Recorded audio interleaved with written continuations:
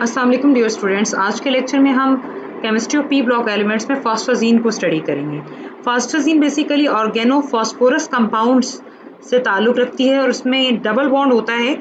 जैसा कि नाम से ज़ाहिर है, फॉस्फोजीन जीन बेसिकली नाइट्रोजन के ग्रुप्स को कहते हैं और फॉस्फोरस आपके पास इसमें ऐड होगा इसके साथ, क्योंकि फॉस्फोजीन बेसिकली क्लास है। तो ये ऐसे कंपाउंड्स होते हैं जो ऑर्गेनोफॉस्फोरस होते हैं, जिनमें नाइट्रोजन और फॉस्फोरस के दरमियान डबल बॉन्ड होता है विद n यूनिट्स।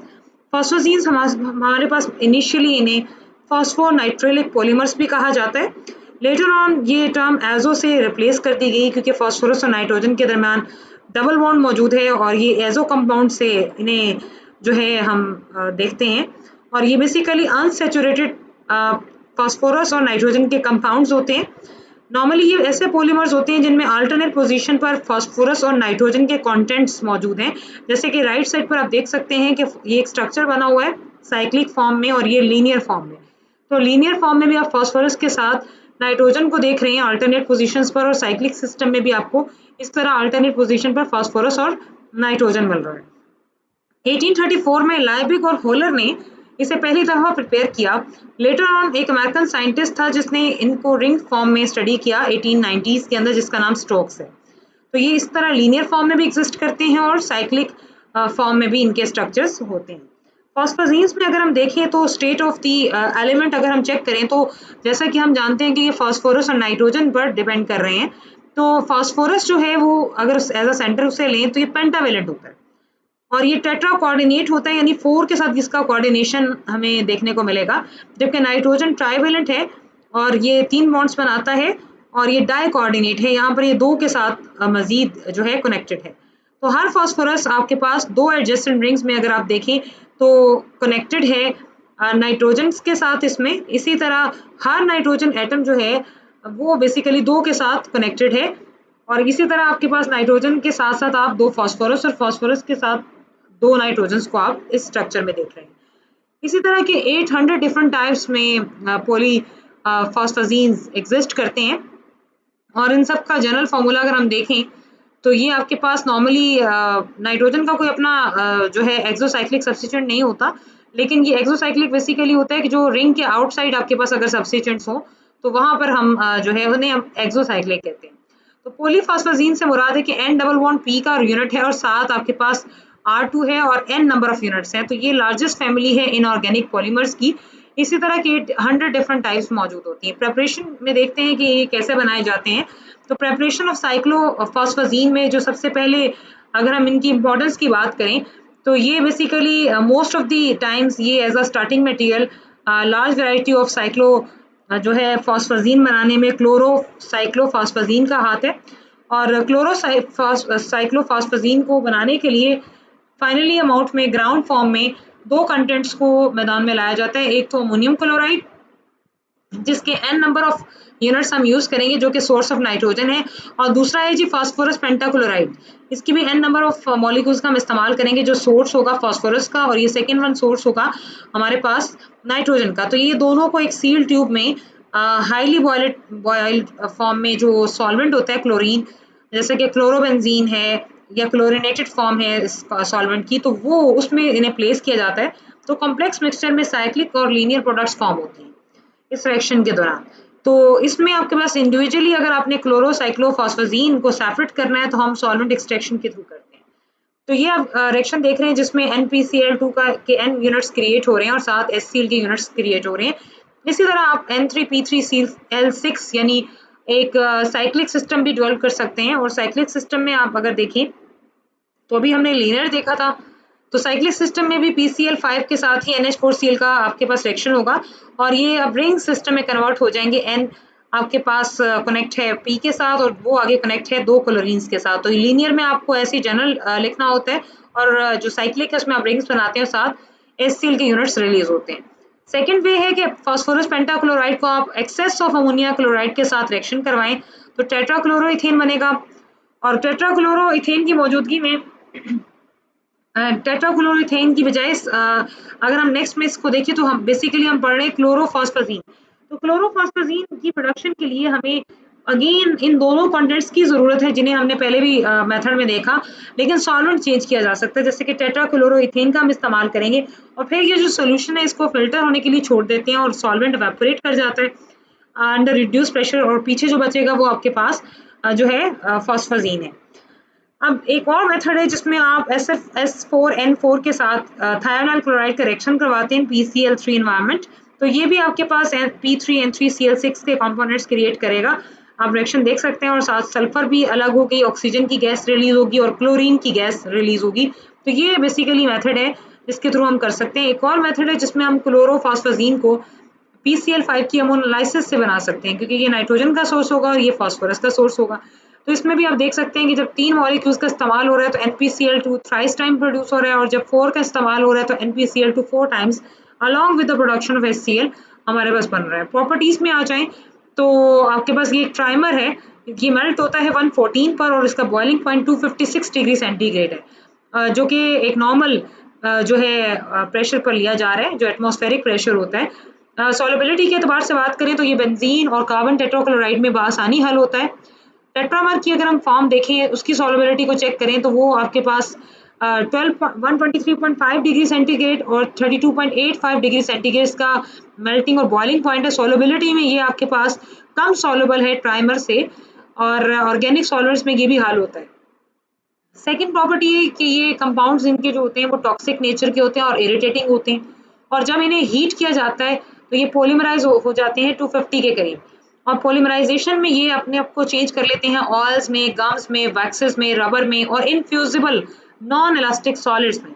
जैसे जैसे इनका वेट बढ़ता जाता है तो ये हम इससे एक फ़ायदा उठा सकते हैं। नॉर्मली इन इस तरह के जो मटेरियल्स हैं ये एसिड और अल्कलीज से रेजिस्टेंट होते हैं बॉइलिंग पर, या बॉयल भी करेंगे तो इफेक्ट नहीं कास्ट करेंगे। Chlorophosphazene are less reactive than other acid halides, बाकी एसिड हैलाइड्स से इनका जो पैटर्न ऑफ रिएक्शन है वो कम रिएक्टिव है ये, और ये अल्कोहल्स के साथ या अल्कोऑक्साइड दोनों के साथ रिएक्शन कर सकते हैं और हेक्सा मिथॉक्सी या हेक्सा इथॉक्सी डेरिवेटिव्स बनाएंगे। जैसे कि ये हम देख सकते हैं साइक्लिक फॉर्म में फॉस्फाजीन है, और जब इसमें सोडियम एथॉक्साइड इंट्रोड्यूस किया गया तो तमाम क्लोरीन के यूनिट्स उतर जाएंगे और यहाँ से आपके पास एथॉक्साइड के यूनिट्स आकर सबके साथ लग जाएंगे। नेक्स्ट में आप इसको हीट करते हैं 200 डिग्री सेंटीग्रेड पर, तो नॉर्मली क्या होता है कि तमाम जो फॉस्फोरस के कंटेंट्स हैं उनके पास ऑक्सीजन रह जाती है और उनके साथ वाले इथाइल के ग्रुप्स जो हैं वो उतरकर नाइट्रोजन के साथ कनेक्ट हो जाते हैं जो पिछले स्ट्रक्चर में फ्री मौजूद हैं। तो इस तरह से ये बॉन्डिंग शिफ्ट हो जाती है कि ये आपके पास डबल बॉन्ड फॉस्फोरस और ऑक्सीजन के दरमियान में आ गया और नाइट्रोजन और फॉस्फोरस के दरमियान बॉन्ड्स ब्रेक हो जाएंगे। तो ये हमारे पास एक पैटर्न ऑफ रिएक्शन है। इसके अलावा क्लोरोफॉस्फाजीन अमोनिया के साथ प्राइमरी हो या सेकेंडरी हो ये रिएक्ट कर सकते हैं और क्लोरीन को अमाइन की किसी भी फॉर्म के साथ रिप्लेस कर सकते हैं। जैसे कि ये आपके पास क्लोरोफॉस्फाजीन है, जब अमोनिया के मॉलिक्यूल्स इसमें डाले जा रहे हैं लिक्विड अमोनिया की मौजूदगी में, तो ये सारे क्लोरो ग्रुप्स रिप्लेस हो गए अमोनियम के साथ, अमोनियम क्लोराइड बना रहे हैं और सब के सब रिप्लेस हो गए अमोनिया से। सो अमाइनो ग्रुप्स हमारे पास यहाँ पर आकर लग जाएंगे, तो ये इस तरह से हम इन्हें रिप्लेस कर सकते हैं। इसके अलावा इनका रिएक्शन सोडियम के फ्लोराइड के साथ भी हो सकता है और नाइट्रोबेंजीन की मौजूदगी में ये रिएक्शन होता है, और इसमें भी सारे क्लोरीन के एटम्स रिप्लेस हो जाएंगे बाय फ्लोरीन एटम्स और साथ NaCl के कंटेंट्स बनेंगे। नेक्स्ट में हमारे पास इसका एक और बिहेवियर भी है कि हेक्साक्लोरोसाइक्लोफॉस्फाजीन का अमोनिया के साथ जब रिएक्शन होता है तो ये डिफरेंट प्रोडक्ट्स क्रिएट कर सकते हैं, जैसे कि डाई अमाइनो ग्रुप या ट्राई अमाइनो ग्रुप, और अगर रिएक्शन चलता रहेगा तो ये हेक्सा अमाइनो ग्रुप्स भी क्रिएट कर सकते हैं जो फर्दर रिएक्शन करने पर यानी हीट करने पर टूटकर ट्राईफॉस्फोरस पेंटा नाइट्रोजन के कंपाउंड्स बनाते हैं जो n number of compounds create होते हैं। अब इसी तरह के जो कंपाउंड्स हैं जब उनको 300 डिग्री सेंटीग्रेड आप टेम्परेचर देते हैं तो ये इलास्टिक रबर में कन्वर्ट हो जाते हैं, जिनको आप पॉलीफॉस्फोनाइट्रिलिक क्लोराइड कहते हैं, या ये मिक्सचर्स होते हैं हाई मॉलिक्यूलर वेट रखने वाले क्लोराइड्स का, जिनका वजन एटलीस्ट 20,000 के करीब होता है और इनकी इलास्टिसिटी बहुत ज़्यादा होती है और ये न्यूट्रल सॉल्वेंट्स में ना हल होने के बराबर है, और ये नॉर्मली बेंजीन के अंदर स्वेलअप हो जाती हैं और रबर जैसी इनकी प्रॉपर्टीज होती हैं। लेकिन इस मटेरियल की कुछ हद तक रिएक्टिविटी ऑफ क्लोरीन एटम की वजह से लिमिटेड एप्लीकेशंस है। तो ये वो रिएक्शन है जिसमें हमने अभी ऊपर देखा कि हीट करने पर ये P3N5 विद N यूनिट्स में कन्वर्ट हो जाता है। लास्ट में हमारे पास आ जाता है यूजेस। तो इस क्लास के चाहे साइक्लिक फॉर्म हो या नॉन साइक्लिक फॉर्म हो, इसकी बहुत खास और इम्पोर्टेंट एप्लीकेशंस हैं, जैसे कि ये ग्रेट ऑक्सीडेटिव थर्मल और रेडियोएक्टिव स्टेबिलिटी रखता है, जैसे कि सब्स्टिट्यूएंट्स अमाइनो है और आपके पास ये बेंजाइल के ग्रुप्स हैं या आपके पास कोई अल्कोक्सी ग्रुप है या कोई फ्लोरीन डेरिवेटिव्स हैं, तो ये फर्दर इनको स्टेबलाइज करते हैं अगर ये सब्स्टिट्यूएंट्स ऐड कर दिए जाएं। इनके पास वाटर रिपेलेंट की प्रॉपर्टी है, ये सॉल्वेंट को रेजिस्ट कर सकते हैं, फ्लेम रेजिस्टेंस प्रॉपर्टी भी है क्योंकि टेम्परेचर को भी ये रिटेन रख सकते हैं। इसके अलावा डाइलेक्ट्रिक बिहेवियर भी इन्हें जो है इम्पोर्टेंट बनाता है। तो नॉर्मली इनके हम यूजेस देखेंगे जैसे कि इन्हें रिजिड प्लास्टिक्स, फिल्म्स और एक्सपेंडेड फोम्स बनाने के लिए इस्तेमाल किया जाता है। इसके अलावा फ्यूल हाउसेज और गैस किट्स में इसका इस्तेमाल होता है। सील्स वगैरह में इन्हें यूज़ किया जाता है ताकि ये एक्सट्रीम कोल्ड कंडीशन को बेयर कर सकें, जैसे कि एयरक्राफ्ट वगैरह, व्हीकल्स या आर्टिक क्लाइमेट टाइप जो क्लाइमेट है उसमें ये इफेक्टिव होती हैं। इसके अलावा इन्हें मेटल कोटिंग्स में या इंसुलेशन ऑफ वायर में इस्तेमाल किया जाता है। इनके जो जितने भी कंपोजिट मटेरियल्स हैं वहाँ पर हम पॉलीफॉस्फेजीन का इस्तेमाल करते हैं एस्बेस्टोस, ग्लास या फिनोलिक रेजिन्स के साथ। इसके अलावा ये वाटर प्रूफ के तौर पर भी, और सबसे स्पेशल चीज़ ये फायर प्रूफ फैब्रिक्स बनाने में इस्तेमाल होते हैं। ऑयल एडिटिव्स, इसके अलावा प्लास्टिसाइजर्स, क्योंकि ये सब जो हैं पेट्रोल, ऑयल और कॉमन सॉल्वेंट से इफेक्ट नहीं होते, इसलिए इन्हें इन कंटेंट्स में यूज़ किया जाता है। इसके अलावा इनकी जो थिन फिल्म्स होती हैं जैसे पोली अमाइनो फॉस्फेजीन, ये हॉस्पिटल्स में जो है बर्निंग या वाउंड्स पर इनका इस्तेमाल किया जाता है, तो इसका एक मेडिकल पॉइंट ऑफ व्यू से भी फ़ायदा है। डेरिवेटाइज्ड फॉस्फेजीन्स, अगर आपके पास कोई डेरिवेटिव आपने क्रिएट किया है तो उन्हें एज अ इलेक्ट्रोलाइट यूज़ किया जाता है डिफरेंट किस्म की बैटरीज के अंदर, जैसे कि सेकेंडरी लिथियम की बैटरी में इसका इस्तेमाल किया जाता है।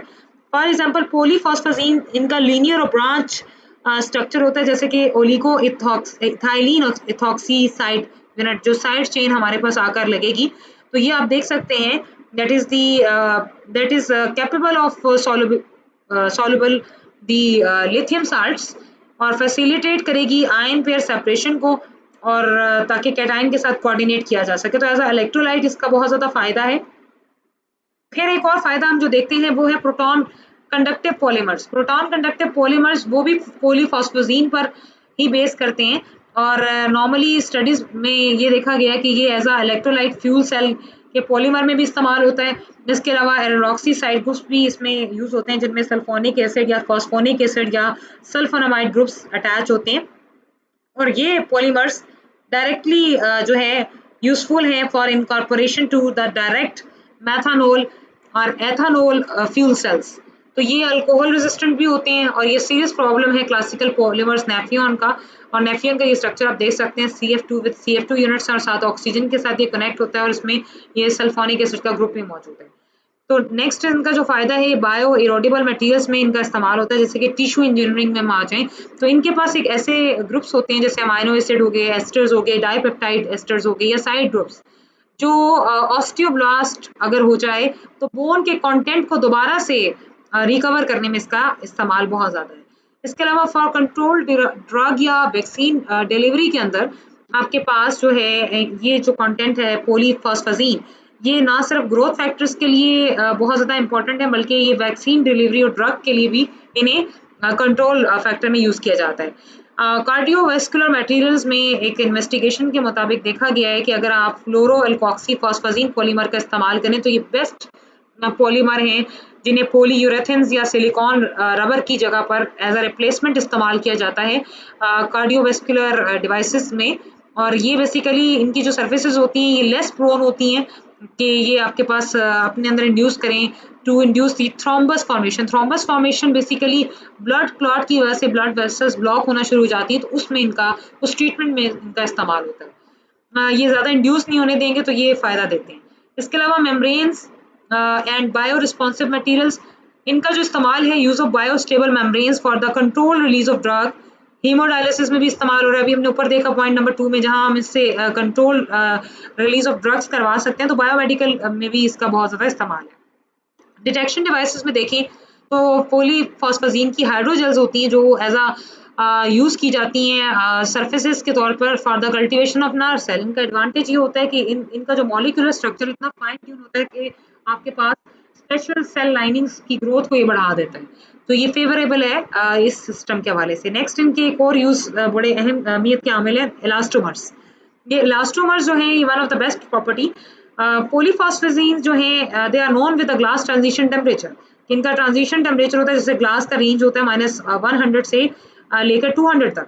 तो ये स्पीशीज फ्लोरोअल्कोक्सी या आपके पास ऑर्गेनोसिलिकॉन साइड ग्रुप्स भी रखती हैं, जिनका टेम्परेचर रेंज -60 डिग्री सेंटीग्रेड होता है और इनको एरोस्पेस, ऑटोमेटिक, आर्टिक या ऑयल ड्रिलिंग इंजीनियरिंग में इस्तेमाल किया जाता है। इसके अलावा ये आपके पास ओ रिंग्स में, सील्स में या शॉक एब्जॉर्बिंग डिवाइसेस हैं, जहाँ पर लो टेम्परेचर यूजेस के तौर पर कंटेंट में इनको इस्तेमाल किया जाता है, क्योंकि ये रेजिस्टेंट होते हैं इसमें और इम्पैक्ट नहीं पड़ता इनका टेम्परेचर के साथ। सो इसके अलावा इनमें डिफरेंट या more types of side groups अगर आप इंट्रोड्यूस करवा देंगे तो ये पॉलीमर अपनी क्रिस्टलिटी को ख़त्म कर देता है और उसमें एक एक्स्ट्रा वॉल्यूम आ जाता है जो इसको इलास्टिक बनाता है। तो फ्लोरोअल्कोक्सी डेरिवेटिव्स बेसिकली इनकी एबिलिटी होती है कि एब्जॉर्ब करते हैं और इनका एब्जॉर्प्शन बिहेवियर बहुत ज़्यादा है, जिसकी वजह से इस प्रॉपर्टी की वजह से, इस इलास्टिक बिहेवियर की वजह से इन्हें इलास्टोमर्स भी कह रहे हैं और इस इलास्टिसिटी की बेस पर इन्हें डिफरेंट जो है वैल्यूएबल एप्लीकेशंस में इस्तेमाल किया जाता है। लास्ट एप्लीकेशन है जी, सबसे इम्पोर्टेंट एप्लीकेशन है एज अ शॉर्ट क्वेश्चन ये कि ये फायर रेजिस्टेंट कंपोजिट मटेरियल्स हैं। ये लाइट वेट जितने भी पॉलीफॉस्फेजीन्स हैं या फोम्स हैं, इनको इंडस्ट्री में यूज़ किया जाता है नॉन इन्फ्लेमेबल थर्मल या इलेक्ट्रिकल इंसुलेशन के तौर पर। फायर रेजिस्टेंट जितने भी पॉलीमर्स हैं जिनको आग नहीं लगती, आग इन्हें इफेक्ट नहीं करती, उनमें इनको इस्तेमाल किया जाता है और ये एडवांसमेंट हमें कहाँ देखने को मिलती है? एरोस्पेस में, ऑटोमोटिव, हाउसिंग एप्लीकेशंस में। फास्फोरस और नाइट्रोजन का जो स्केलेटन है इस पॉलीफॉस्फेजीन के अंदर, ये फायर रेजिस्टेंट होता है, फायर को रिटार्ड करता है, रोकता है और फिर इसमें एक और प्रॉपर्टी भी आपने देखी थी कि इलास्टिसिटी भी बहुत ज़्यादा है, एडहेजन बहुत ज़्यादा है, हाइड्रोफोबिसिटी बहुत ज़्यादा है। तो इस नेचर पर ये इंजीनियर्स के लिए एक मैटर ऑफ इंटरेस्ट है कि बेसिकली इनको हम यूज़ कर सकते हैं for synthesize new types of polymers based on this kind of skeleton. तो ये बेसिकली इसका जो point of fire resistant point है ये, और आपके पास elastomer, these are very very important जो आपने इसे देखनी है। Best of luck.